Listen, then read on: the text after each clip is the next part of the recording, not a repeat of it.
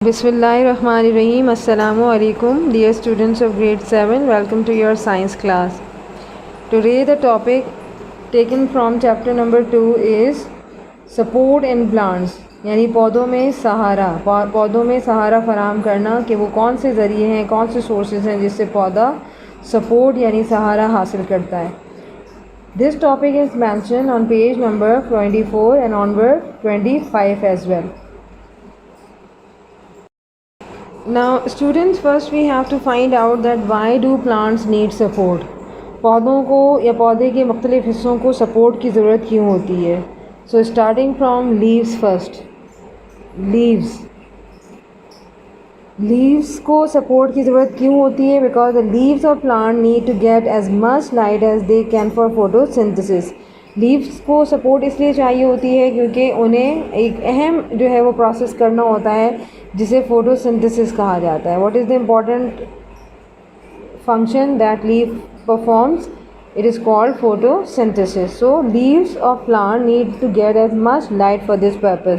और फोटोसिंथेसिस के लिए उसको क्या चाहिए होती है? फोटोसिंथेसिस के लिए उसे लाइट की ज़रूरत होती है. और जब तक लीव जो है वो अपनी एक्सपेंडेड फॉर्म में यानी इस तरीके से फैली हुई हालत में नहीं होगा इन फ्रंट ऑफ सनलाइट और in front of any intensive light, तो जितनी लाइट जो है उसको चाहिए होगी वो उसी सूरत में पॉसिबल है कि जब वो अपना पूरा जो एक लेमिना है वो एक्सपेंडेड फॉर्म में फैली हुई हालत में सन के आगे रखे या सन के आगे एक्सपोज हो जाए. So leaves need support in order to get maximum light. And this maximum light is actually achieved from the sun for the process of photosynthesis. Now the next, flowers also need support in order to held up in the air so they can be pollinated by the wind or passing insect. Flowers चूँकि एक अहम जो है वो part होते हैं, they are the reproductive part which increase the number of plants. ऐसे reproductive parts हैं which not only help in the process of reproduction by means of different other processes like pollination, and pollination is done by the attraction of different insects towards them. Insects.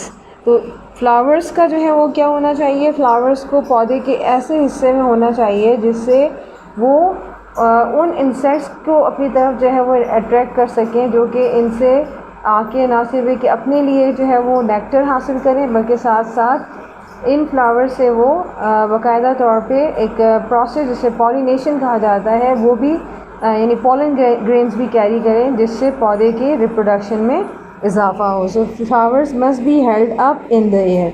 लिहाजा flowers का जो है वो हवा में ऊपर की तरफ होना ज़रूरी है और इसको भी सपोर्ट की ज़रूरत होती है.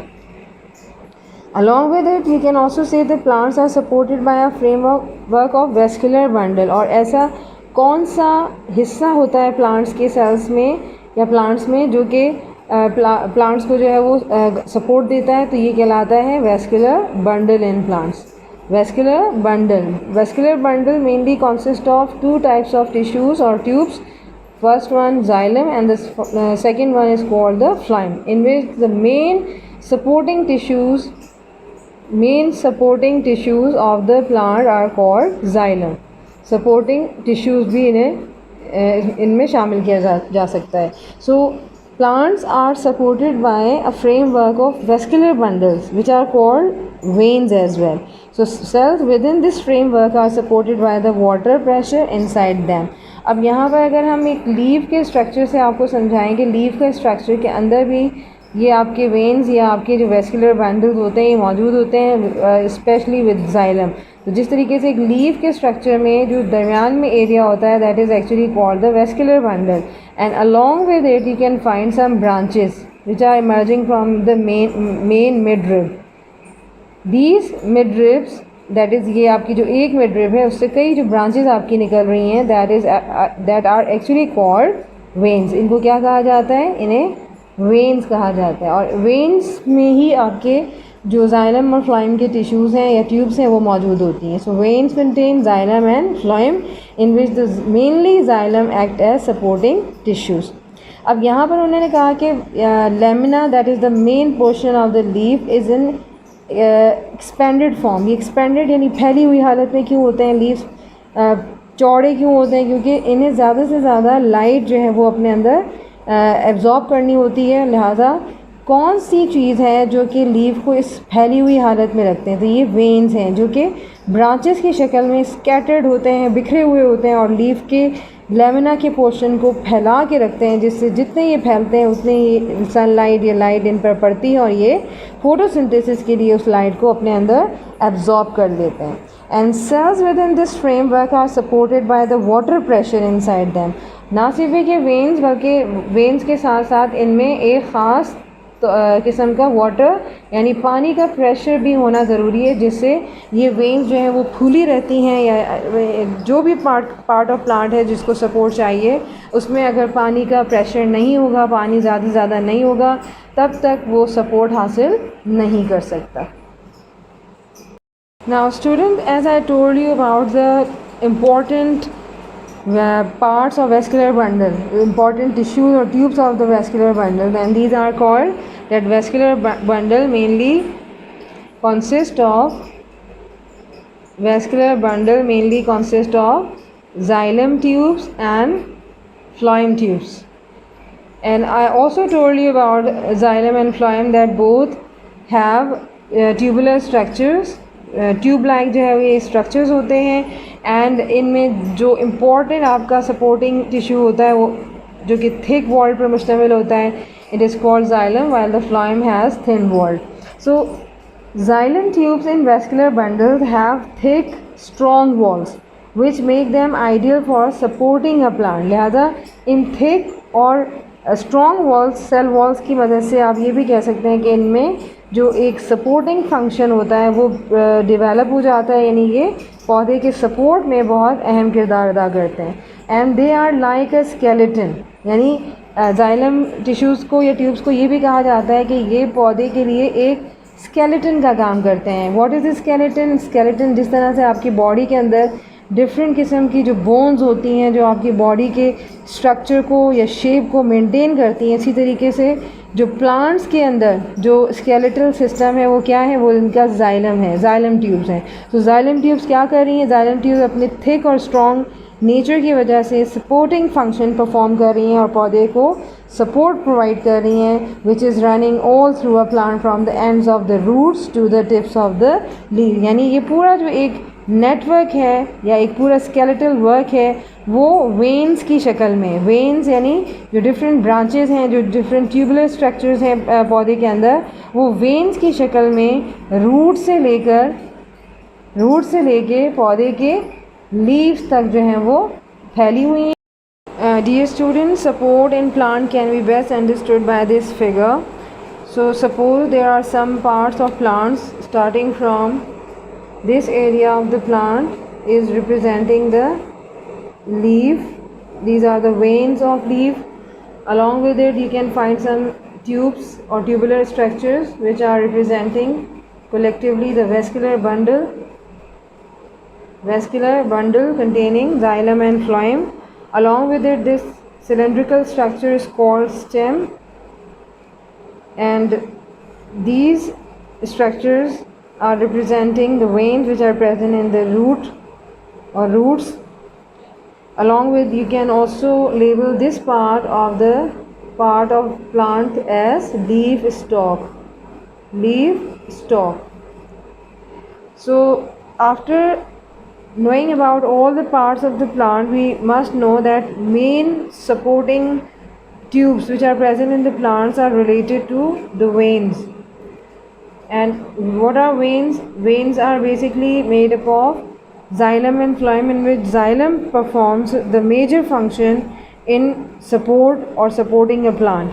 So the strong and the thick wall of the xylem make them ideal for supporting a plant. So we can say that the veins are present all over the plant. So starting from veins which are present in the leaf or leaf stalk, तो अगर हम leaves से ही start करें तो veins spread out across a leaf to hold it flat, leaves के अंदर जो veins होती हैं, जैसा कि मैंने आपको बताया था कि लीफ के स्ट्रक्चर के अंदर लीफ के दरमियान के हिस्से को, यानी दरमियान में जो एक लाइन गुजर रही होती है उसको मिडरिब कहते हैं, और मिडरिब के क्रॉस इस तरह से ब्रांचेस निकल रही होती हैं. So these are those branches. So these are the leaf veins. So what are the function of leaf veins? Leaf veins क्या करती हैं? ये लीफ को या वेन्स जो है वो लीफ के अंदर मुकम्मल तौर पे फैली होती हैं और ये लीफ को फ्लैट फॉर्म में या फ्लैट कंडीशन में रखती हैं, जिसकी वजह से लीफ सनलाइट से एक्सपोज हो जाता है और ज़्यादा से ज़्यादा लाइट को फोटोसिंथेसिस के लिए एब्जॉर्ब करता है. तो ये वेन्स होती हैं जो लीफ को एक्सपेंडेड फॉर्म में रखती हैं. और एक्सपेंडेड फॉर्म का मतलब ये नहीं कि सिर्फ इसको फ्लैट करके रखती हैं, बल्कि साथ साथ ये लीफ को एक तरीके से सपोर्ट भी कर रही होती हैं. And if we'll talk about the leaf stalk here, then veins are very close together in the leaf stalk. In order to squeeze through narrow parts, here you can see the narrow part like this leaf stalk. यहाँ पर हम ये कह सकते हैं कि leaf stalks के अंदर जो आपकी वेन्स का पूरा एक नेटवर्क होता है वो इतना नैरो होता है कि वो इस लीफ स्टॉक के अंदर, यानी पत्ते की जो टहनी होती है उसके अंदर इतना नैरो जो है वो हो जाता है कि आपस में ये स्क्वीज़ यानी एक दूसरे के साथ दबी हुई हालत में होती हैं, यानी बिल्कुल आपस में मिली हुई होती हैं, जिससे भी लीफ को एक सपोर्ट मिलता है, एक बैक सपोर्ट मिलता है due to the leaf stalk. And as you know the leaf stalk contains again veins in a squeezed form. Now if we'll talk about the stem, so this is a major has a major role in supporting the plant, क्योंकि stem क्या करता है? stem hold the plant. Stem जो है वो plant को holds करके रखते हैं. होल्डिंग इनकी एक कैपेसिटी होती है, होल्डिंग पावर होती है, जिससे ये प्लांट को अपनी जगह पर फिक्स करके रखते हैं. जिस तरीके से रूट्स ज़मीन के अंदर फिक्स करती हैं, इसी तरह स्टेम जो है वो प्लांट को अपराइट, बिल्कुल सीधा जो है वो सपोर्ट करते हैं. And in the stem the veins are arrange in a ring round the outside, यानी ये कहाँ होती हैं? ये रिंग की शक्ल में बिल्कुल बाहर की तरफ होती हैं. And these veins enable the stem to stand up to winds that could blow the plant over. यानी अगर खुदा ना खास्ता बहुत ही तेज़ हवा या आंधी चल रही हो, यानी बहुत तेज़ हवा जो है वो स्टेम से जो है वो ये प्लांट से टकरा रही हो, तेज़ हवा यानी विंडी एयर जिसे हम कहते हैं, तो बहुत ही ज़्यादा तेज़ झक्कड़ या तूफ़ान की शक्ल में स्टेम के अंदर जो राउंडेड फॉर्म में रिंग की शक्ल में जो वेन्स होते हैं या वेन्स होती हैं, ये क्या करती हैं? ये भी स्टेम को अपराइट कंडीशन में या प्लांट को एक जगह पर स्टैंड अप रखने में मदद देती हैं, जिससे अगर प्लांट के ऊपर जितनी भी तेज़ हवा जो है वो असर कर रही हो, स्टेम उसको बरकरार रखता है, स्टेम उसको बर्दाश्त करता है और पौधे को अपनी जगह से हिलने या हरकत या उखड़ने नहीं देता. Now the next and the last part that is related to the root, and these veins which are emerging from the stem are also reaching up to the roots as well. Now veins runs through the middle of the roots. ये आपका middle portion आ जाता है, but not as much support is needed. यहाँ पर क्यों कह रहे हैं कि roots के अंदर veins का as such जो supporting action है वो नहीं होता, क्योंकि roots जो हैं वो already सॉइल के अंदर होती हैं और सॉइल के अंदर होने की वजह से रूट्स जो हैं वो सॉइल के पार्टिकल्स के साथ बहुत मजबूती से जुड़ी होती हैं, बहुत मजबूती से उनके साथ अटैच होती हैं, जिसकी वजह से रूट्स को एक सपोर्ट तो सॉइल से और दूसरी बहुत ही कम सपोर्ट जो है वो इनकी वेन से भी मिल रही होती है, क्योंकि ये ज़मीन के अंदर जो है वो पौधे का निचला यानी अंडरग्राउंड पार्ट है. तो ये एक तो सपोर्ट एक फाउंडेशन की वजह से भी मिल रही होती है, क्योंकि फाउंडेशन इनकी कहाँ है? इनकी बुनियादें कहाँ हैं? इनकी बुनियादें सॉइल के अंदर हैं और सॉइल सपोर्ट इनको ज़्यादा दे रही होती है as compare to the veins which are passing through the middle of the roots.